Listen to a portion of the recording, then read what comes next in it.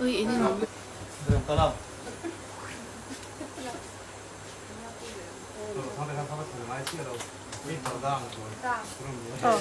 Ê, hai là quá à? Ui, cái miếng. Ini miếng gì đâu?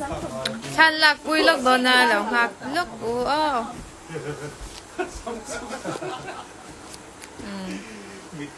phần tế rộng rộng nè.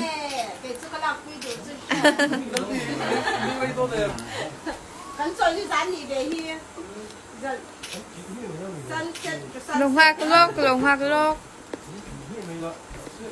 Chẳng sát tiền rồi chị chứ.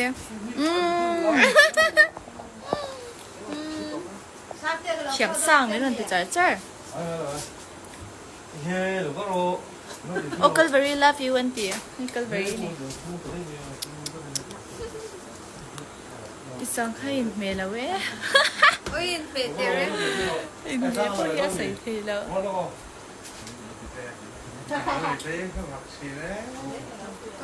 His baby mà seahorse kayang.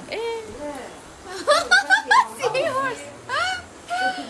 Ay, anh đi. Ra là nó bị khay gì em horse. No, ra là nó bị như là.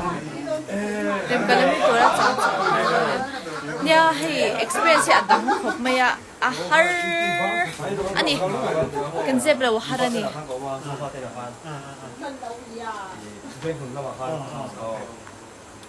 Sống tình không ngon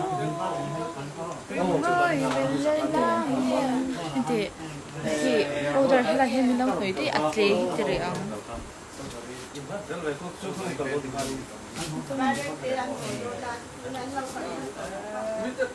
riêng cái cổ nào này nó zo cả thì ăn xong cả zo cả chứ clear mấy sẽ bút bút lẩu mô Anh cái này ấy. Ấy ngay rồi, cái này làm phản này không bị. làm thế nó sức để cái là zo cắn Bây giờ nghe lòng thủ rồi. Bây giờ cái lòng.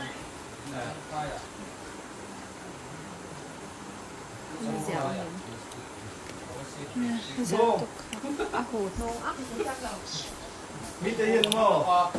Mít tây đúng không? Iya gì à lúc tục Hai xe, mít tây là hai xe mà. fancy sao ông lâu rồi mỗi ngày đó họ chân sắm cắt khang ai mà cái này cũng sẽ ông tất cả hiền mò đấy, tất cả hiền. Cái mũi nó tổng xong cái gì đó. Malaysian thank you ini han Jan nằm rất mê nè